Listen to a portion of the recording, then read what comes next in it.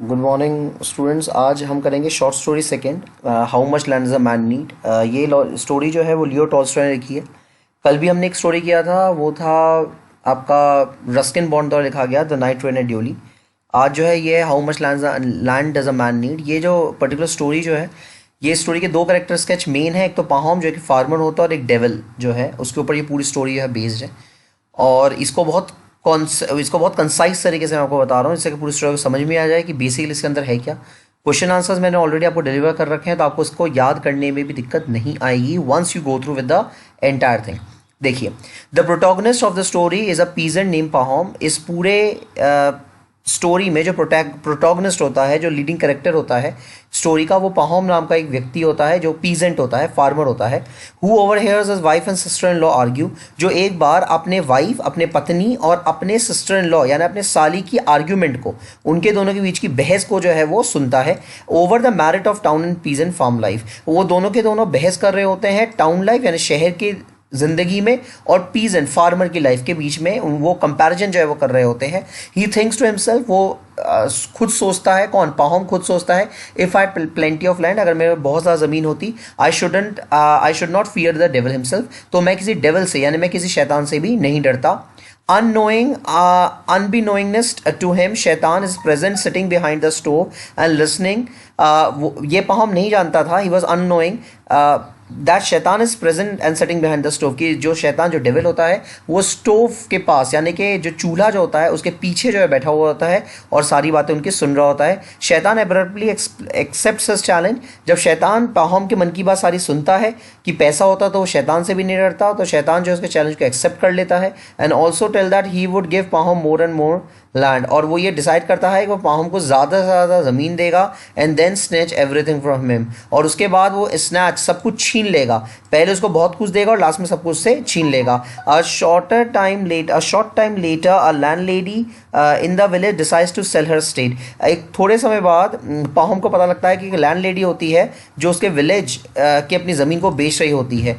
पाहोम जिस विलेज में रहता है वहाँ पे एक लैंड लेडी भी होती है, ज़मीन की मालकिन होती है, जो अपने ज़मीन को बेच रही होती हैं। And the peasants of the village buy as much as the land they can, और उसके जितने भी पीजेंट दोस्त होते हैं, फार्मर दोस्त होते हैं, वो उस लेडी के जितना ज़्यादा ज़मीन खरीद सकते थे वो उसका ज़मीन को खरीदते हैं।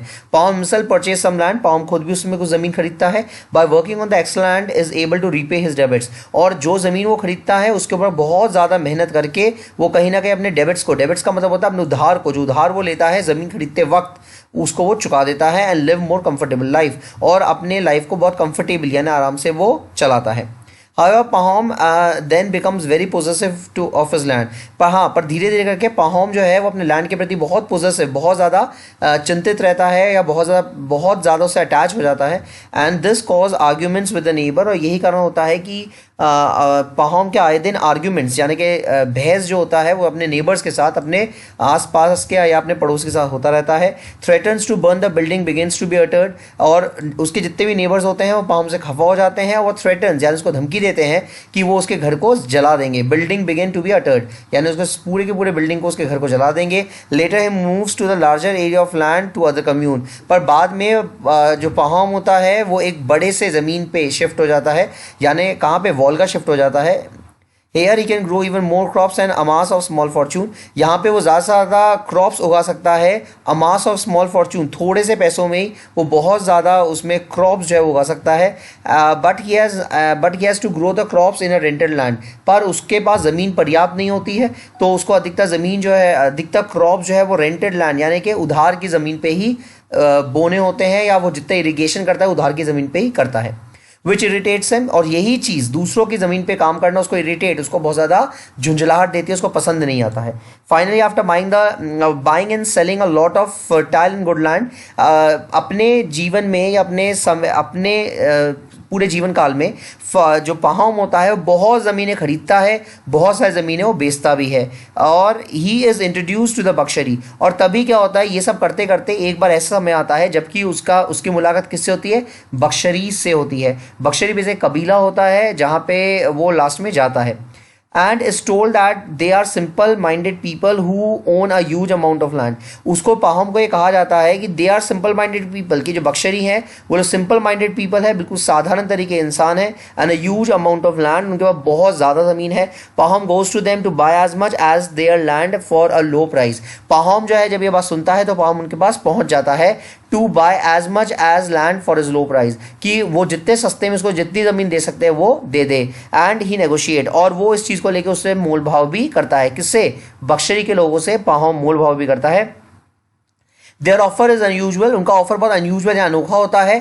For the sum of 1000 roubles, 1000 rouble के 1000 रबल के बदले Pahom can walk around a large area of land as he wants. Pahom जितना ज़मीन नाप सकता है पैरों से उतना वो नाप सकता है. 1000 रबल में वो जितना पैरों से ज़मीन नाप सकता है वो नाप सकता है. Starting at the day break, सुबह बिल्कुल भोर से, डे ब्रेक यानी बिल्कुल भोर से, marking is route to a spade along with the way. पाहोम जो अपनी ज़मीन नापना स्टार्ट करता है with a spade along with the way, और अपने साथ एक स्पेड, एक फावड़ा जो है वो ले लेता है. If it returns to be starting point by the sunset that day, all the land his routine enclosures will be his.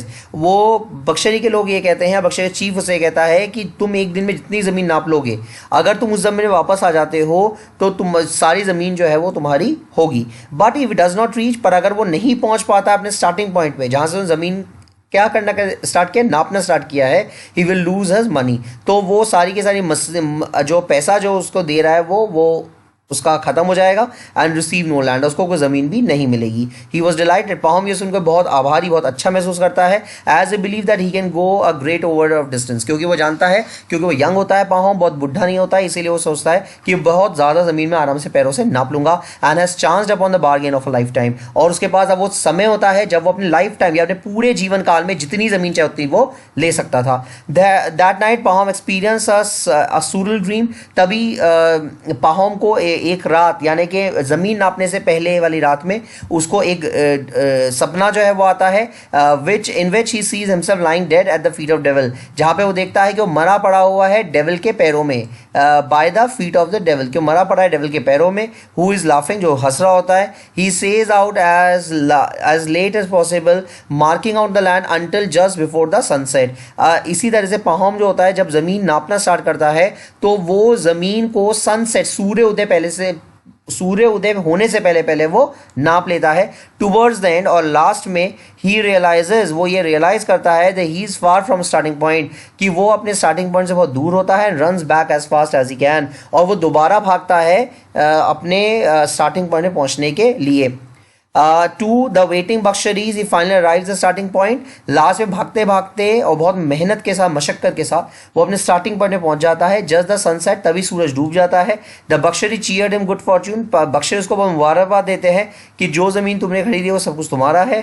But exhausted from the run Pahom drops dead, पर क्योंकि वो पाहम इतना एग्जॉस्ट, इतना थक जाता है, वो इतना थक जाता है लड़ाई से कि वो कहीं ना कहीं मर जाता है. His servant buries him in the ordinance grave only 6 feet long, और उसके बाद उसके जो सर्वेंट होते हैं, उसके नौकर होते हैं, वो पाहम को 6 फीट गहरे गड्ढे में गाड़ देते हैं. क्योंकि पाहम की आज 6 फीट की होती है, तो 6 फीट गड्ढे में वो उसको दफना देते हैं. दस answering the question posed in the title of the story, इसीलिए जो ऊपर क्वेश्चन दिया गया है, how much land does a man need, उसका आंसर वो यही कह रहा है कि इसमें जो है जो सर्वेंट जो उसको केवल 6 फीट ज़मीन पर गाड़ते हैं, तो पाहम को एक्चुअल में कितनी चाहिए थी? 6 फीट ज़मीन चाहिए थी अपने पूरे जीवन में, जो उसको मरने के बाद उसको दफनाया जाएगा. और इसके अलावा जितना भी ज़मीन उसने नापा वो सारे के साथ उसका एडिक्शन था, उसकी मोह माया थी, उसके अलावा कुछ भी नहीं था. तो वो यही कहता है लास्ट में कि इसका आंसर जो है वो इसमें मिल जाता है कि how much land does a man need, कितना चाहिए, वो उसको इतनी ज़मीन चाहिए थी जिसके लिए वो अपने पूरे जीवन काल में भागता रहता है. तो ये जो है ये पूरी इसके बहुत शॉर्ट में इसकी एक समरी है. आप इसको पढ़ लें और उसके रिलेटेड क्वेश्चंस कर लें, आपको जो आंसर दिए वो भी आप कर लें. Thank you.